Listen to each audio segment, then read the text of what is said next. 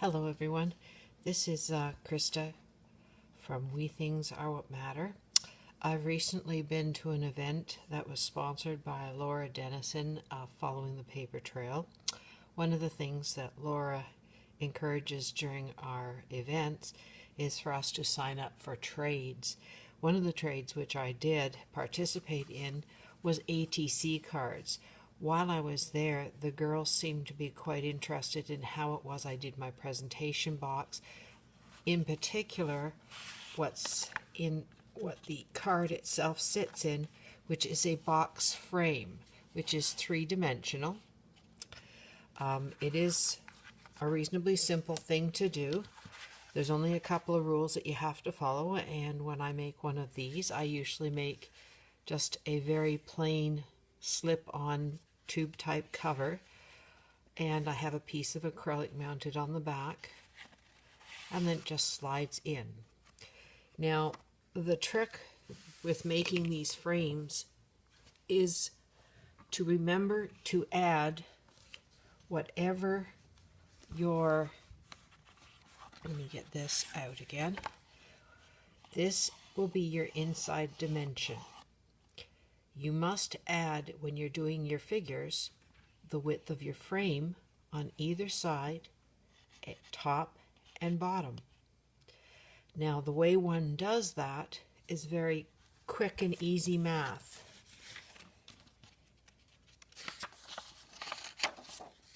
If you wanted a 3 by 5 inside dimension box, you would then take into consideration that inside measurement, which would be your 3. This particular frame I did is a 1/2 inch square frame. As you can see, it goes down a 1/2 inch, comes across a 1/2 inch.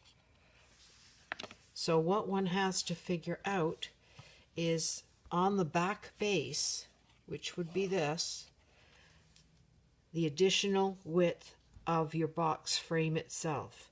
In my case, it's a 1/2 inch, 3 inches, and a 1/2 inch.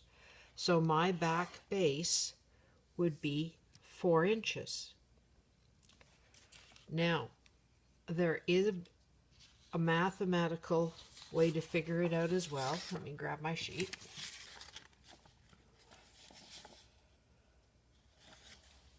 Now, one of the things that you should know is the way this works is your back base is your 4 inches. You are going to have the frame come up a 1/2 inch, across a 1/2 inch, down a 1/2 inch, and then back across to the outside another 1/2 inch, and this is the portion that actually secures it to the back frame. And the same happens over here, again at the top and the bottom. That does not mean that you cannot have a frame that is smaller, that is a 1/4 inch wide, 1/2 inch high. Again, this is a 1/4 inch, a 1/2 inch down, and again a 1/4 inch to secure to the base. So the way you would figure this out very simply is, once you have your base figured out, which would be a 1/2, 3 inches and a 1/2, 5 inches, a 1/2 and a 1/2. So you would be cutting the outside of this box. You would know that to be a 4 inch by 6 inch rectangle. Now, to be able to create this rotation here that I showed you, we need to include some more 1/2 inch score marks. So what you're going to do is, you have your 4 inch, you have your first vertical 1/2 inch, your 1/2 inch to go across the top, the 1/2 inch to come down, and the 1/2 inch to fold under. And it would be the same on both sides. Again, it's the 1/2 inch up, the 1/2 inch horizontal, the 1/2 inch down, and the 1/2 inch under for securing. You would do the same on the top, along this top edge as well, and the bottom edge. Now, what you're going to do, and that would actually give you your figures, which ends up being 3 inches, 1/2 inch on either side. That's your inside base, your base. That's your inside, that's your base. Then all the additional 4 times 1/2 inches is 2 inches on either side. So when you add up the 2 inch, the 1/2 inch, the 3 inch, the 1/2 inch, the 2 inch, you will need a piece that's cut 8 inches. That is its width from side to side. To have the 5-inch interior box, it would be 5 inches plus your 1/2 inch on top and bottom. And again, your 4 score lines, 2 inches on each side. When you add up the 2 inch, 1/2 inch, 5 inch, 1/2 inch, and 2 inch, you end up cutting a piece that's 10 inches. So for a 5 by 3 inside diameter, so that would be 3 inches here, 5 inches here, you would cut a piece of cardstock 8 inches by 10 inches.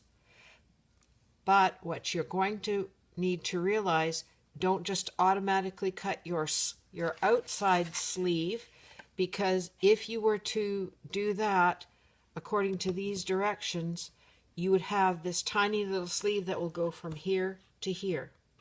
So what you do is you need to figure the 3 plus 1/2 and 1/2, so it will be 4 inches your sleeve across here, and your 5 plus 1/2 and 1/2, so it's going to be 6 inches this way.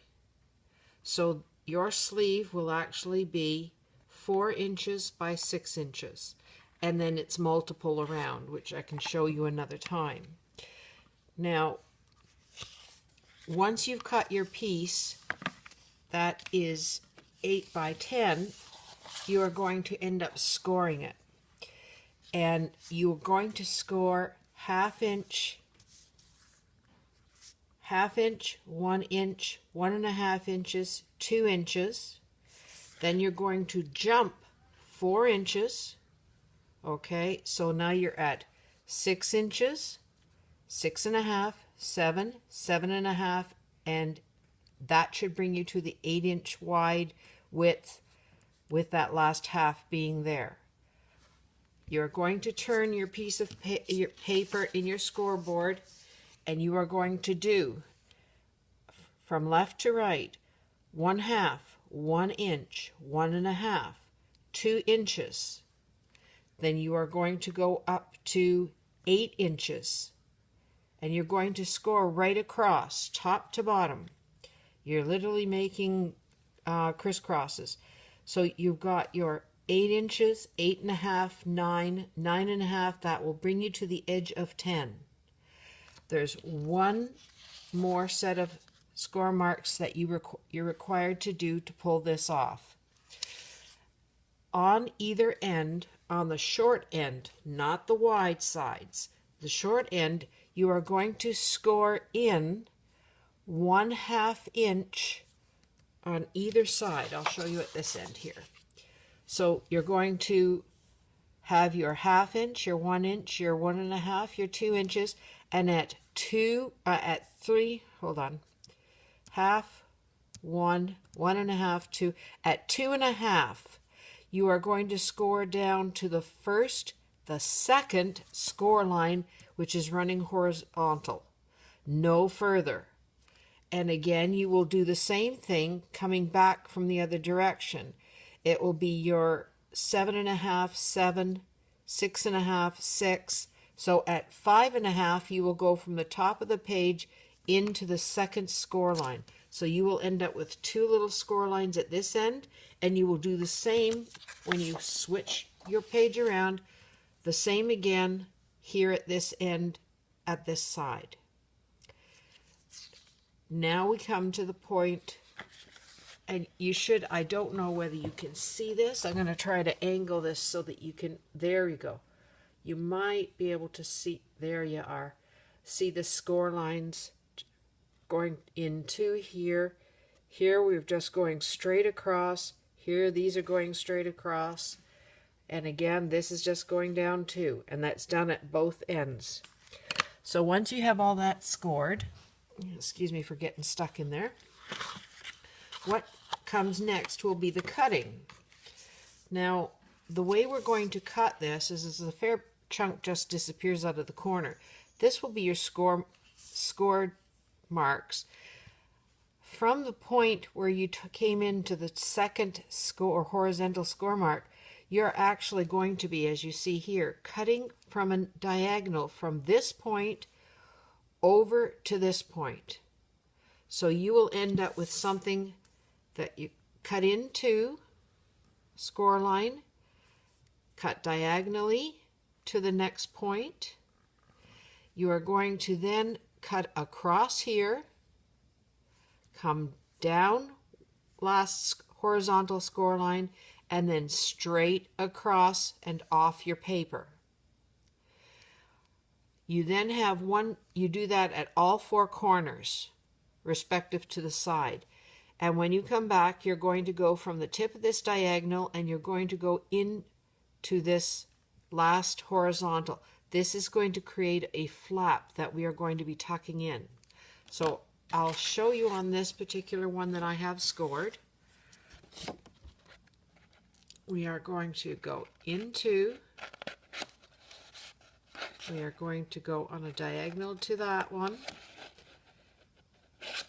I'll do this one first. You're going to come across one, down, and you're literally cutting off all these little squares, but one on a diagonal. So this is what you will have. You will have come into score lines, diagonally over to the third, over one, and into the fourth score line. Now what you're going to do, you're going to see that there's still a score line here. You're going to go, and what I usually do, excuse me bending so I can see this, I go just inside my score mark and I take a slight little nip out. Let me take that out of there. So you can see a slight little nip, and I also come back and do the slightest of little nip on this side. That will become our flap that gives us that beautiful little corner. So let me quickly do this again. Oops. There we go. I find sometimes it's faster for me to do it in a slightly different order. I do all my lines going in this way. Take that big chunk out so it's not quite as awkward. There's my flap. That leaves my diagonal to cut.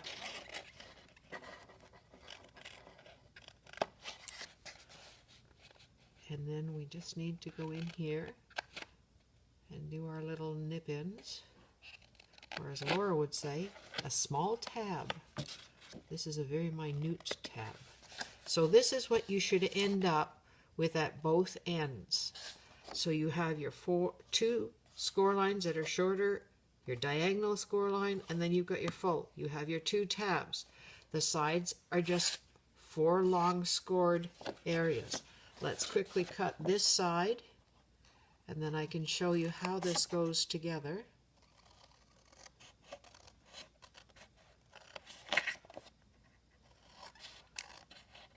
And I think you're going to be rather surprised how absolutely simple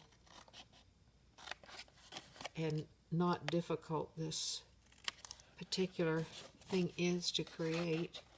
The only thing you always have to remember is your diagonal. And that seems a little bit cockeyed, but we'll see how that goes. And it just may be a creative opportunity occurring here.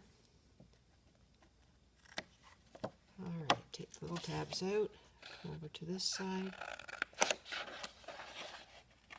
do the diagonal, I'm going to go in there, cut my little tab,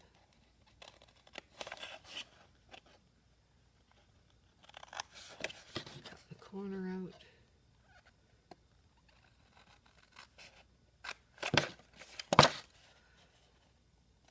cut a tab there, and a wee tab there.